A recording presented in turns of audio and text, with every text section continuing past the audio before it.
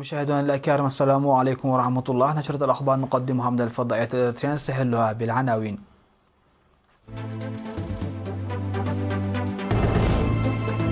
الوفد الإيطالي يوضح بأن زيارته لإريتريا كانت معلما تاريخيا هاما في التعاون الثنائي. التذكير بضرورة الدفع لزيارة المواقع التاريخية لما لها من أهمية كبيرة. الإريتريون في إيطاليا وأمريكا يحيون ذكرى الشهداء بفخر واعتزاز. مقتل 20 عسكريا ومدني في هجوم إرهابي في النيجر.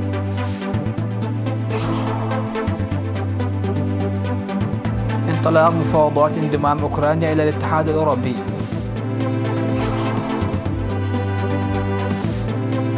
ومصرع 24 شخصا في الفيضانات والأمطار الغزيرة بساحل العاج. أهلا بكم إلى تفاصيل النشرة.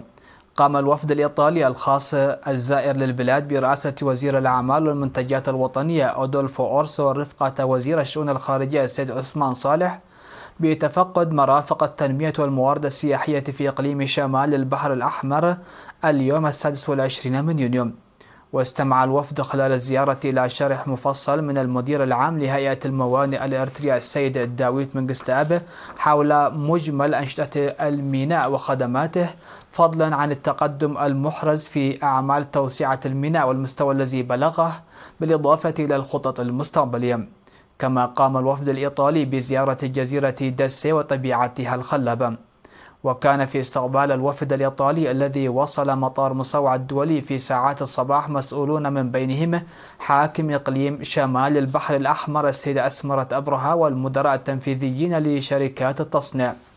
كما زار الوفد في 25 من يونيو مواقع تنموية ومؤسسات أخرى في مناطق إقليمي الأوسط والجنوبي.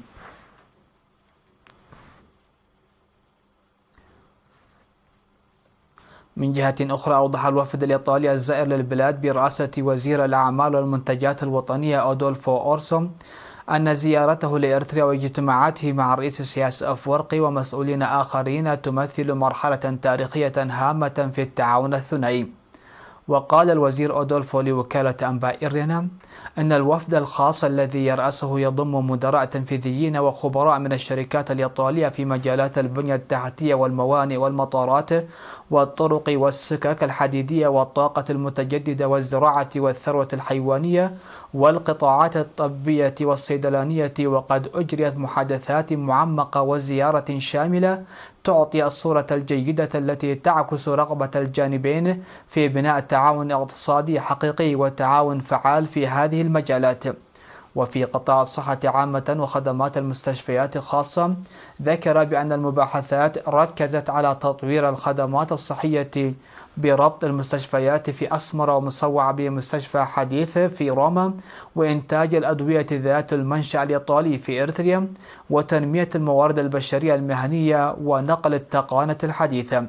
وقال الوزير أودولفو أن الحكومة الإيطالية لديها اهتمام كبير على إريتريا بناء على العلاقات التاريخية والثقافية، معربا عن ثقته بأن هذه العلاقة ستكون مفيدة لاستقرار منطقة القرن الإفريقي بأكملها ونموذجا للتعاون الأوسع والاستقرار.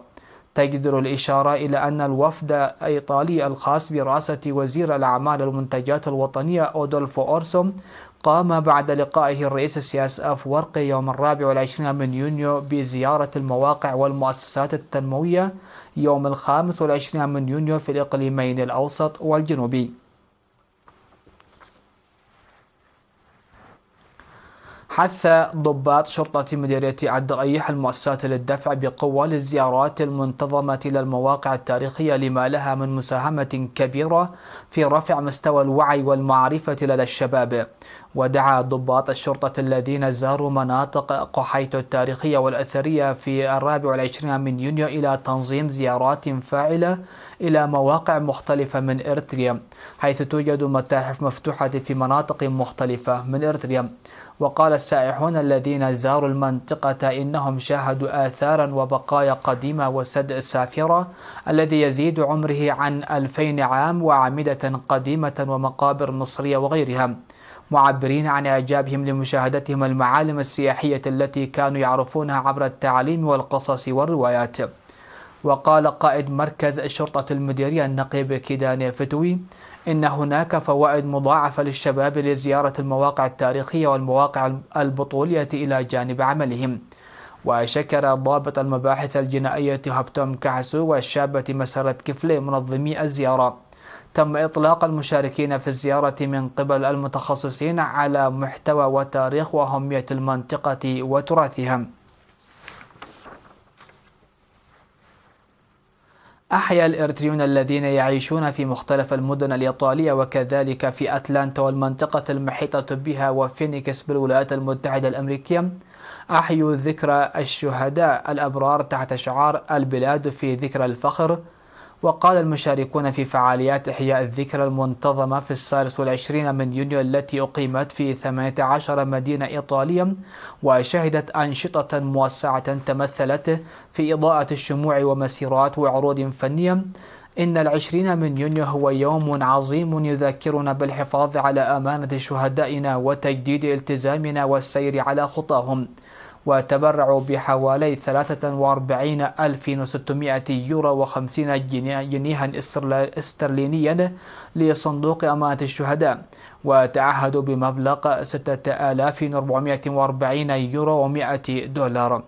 فقد تم تبرع المواطنين المقيمين في روما بمبلغ 11,870 يورو، ونابولي 620 يورو، وأبروتزو 865 يورو، وكاتانيا 2,620، وباليرمو 200 يورو، وباري 2,120 يورو، وفرنسا 2,804 يورو، وبيزا 2,150 يورو، وميلانو 15,190 يورو و50 جنيها استرلينيا، وبولونيا 3,405 يورو، وبرما 2,550 يورو، وبريشيا 275 يورو، وتورينو 480 يورو، وفيرونا 405 يورو، وبادوفا 700 يورو، وجنوار 245 يورو، وباردينون 2,100 يورو.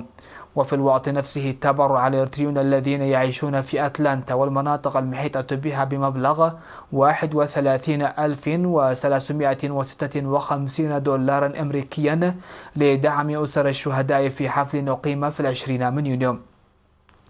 وبالمثل قام المقيمون الإريتريون في فينيكس بالولايات المتحدة الأمريكية بإضاءة الشموع وتنظيم فعاليات أخرى لإحياء ذكرى الشهداء، مؤكدين استعدادهم التام لإنجاح البرامج الوطنية.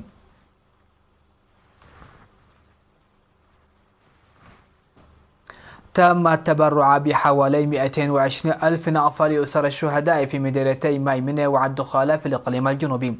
وقد تبرع الموظفون وسكان بلدة مايمنة بحوالي 110 ألف نقفة، وموظفو الحكومة في مديرية عدخالة بمبلغ 109 ألف نقفة.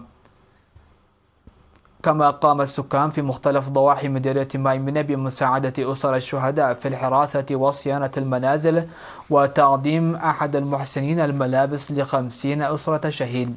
في غضون ذلك تبرع الإريتريون المقيمون في طرابلس الليبية بمبلغ 3,227 دينارا لصندوق أمانة الشهداء خلال إحياء يوم الشهداء.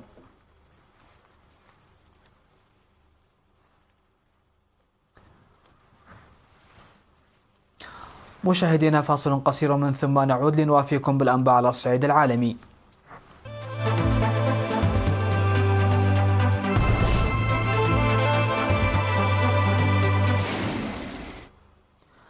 أهلا بكم على الصعيد العالمي. قتل 20 جنديا ومدني في غرب النيجر الذي يرزح تحت وطأة هجمات مجموعات إرهابية حسب ما أعلنت وزارة الدفاع. وقالت الوزارة في بيان على التلفزيون الوطني إن ائتلاف مجموعات إرهابية مسلحة هاجم قوات الأمن قرب بلدة تاسيا ما أدى إلى استشهاد 21 شخصا بينهم مدني وإصابة 9 بجروح. وتشهد المنطقة منذ 2017 سلسلة هجمات منتظمة تنفذها الجماعات المسلحة الناشطة بالمثلث الحدودي الواقع بين مالي والنيجر وبوركينا فاسو. وتستهدف المدنيين والعسكريين على حد سواء.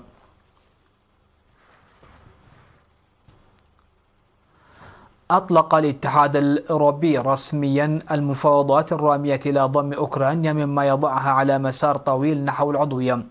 وأعلن الرئيس الأوكراني فلاديمير زيلينسكي أنه يوم تاريخي مع اجتماع مسؤولين من كييف ودول الاتحاد الأوروبي 27 في لوكسمبورغ. وتقدمت أوكرانيا وبعدها مولدوفيا بطلبي الانضمام إلى الاتحاد الأوروبي في فبراير 2022، لكن انطلاق المحادثات في لوكسمبورغ لن يمثل إلا بداية عملية طويلة من الإصلاحات في أوكرانيا تشوبها عقبات سياسية يرجح أن تستغرق سنوات وقد لا تفضي إلى الانضمام في نهاية المطاف. ومنح الاتحاد الأوروبي في ديسمبر 2027 جورجيا وضع الدولة المرشحة للعضوية، وهي الجارة السوفيتية السابقة الأخرى لروسيا.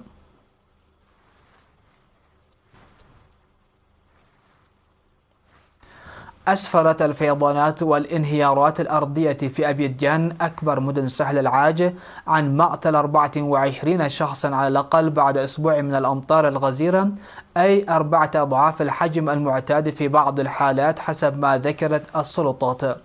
ليست الوفيات المرتبطة بالفيضانات شائعة في الدولة الواقعة في غرب إفريقيا خلال موسم الأمطار، ولكن وفقا لوكالة الأرصاد الجوية الإيفوارية كان هطول الأمطار الأخير عنيفا بشكل خاص، حيث تجاوز منسوب المياه 200 ملم في بعض المناطق، أي 4 أضعاف الكمية المعتادة في يوم. وتعتبر المستوطنات غير الرسمية معرضة للخطر بشكل خاص بسبب سوء تصريف مياه الأمطار بين المنازل التي يتم بناؤها بسرعة دون لوائح تنظيمية. وهدم المسؤولون العام الماضي منازل بنيت على طول البحيرة في أبيجان كإجراء لمنع الفيضانات القاتلة.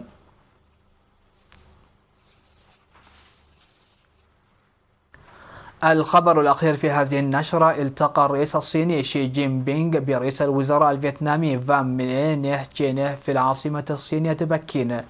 وفي المحادثات الثنائية رحب شي بنظيره الفيتنامي في قاعة الشعب الكبرى، وقال إن البلدين يرفعان العلاقات الثنائية إلى آفاق جديدة، وشدد على التقدم الذي أحرزته التبادلات والتعاون في مختلف المجالات خلال الأشهر الستة الماضية. يقوم رئيس الوزراء الفيتنامي فان مينيه تشينه بزيارة عمل للصين، حيث حضر اجتماع المنتدى الاقتصادي العالمي في مدينة داليان بمقاطعة لياونينغ. وتعد الصين أكبر شريك تجاري لفيتنام، وتعتمد فيتنام بشكل كبير على جارتها في الحصول على المواد والمعدات اللازمة لتصنيعها.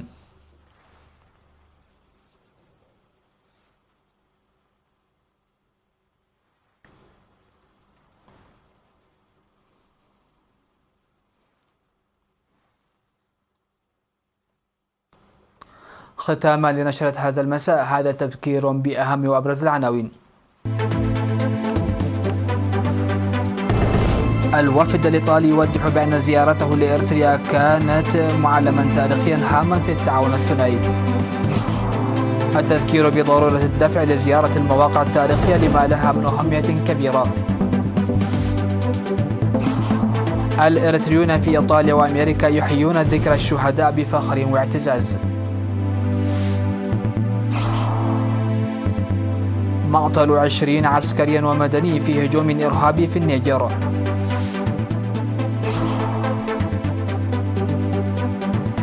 انطلاق مفاوضات انضمام أوكرانيا إلى الاتحاد الأوروبي. ومصر 24 شخصا في الفيضانات والأمطار الغزيرة بساحل العاج. سادتي سيداتي، هكذا نكون قد وصلنا وإياكم إلى نهاية نشرة هذا المساء. هذه تحيات وتحيات الفريق العامل، شكرا لحسن الإسماع والمتابعة، ودمتم في أمان الله.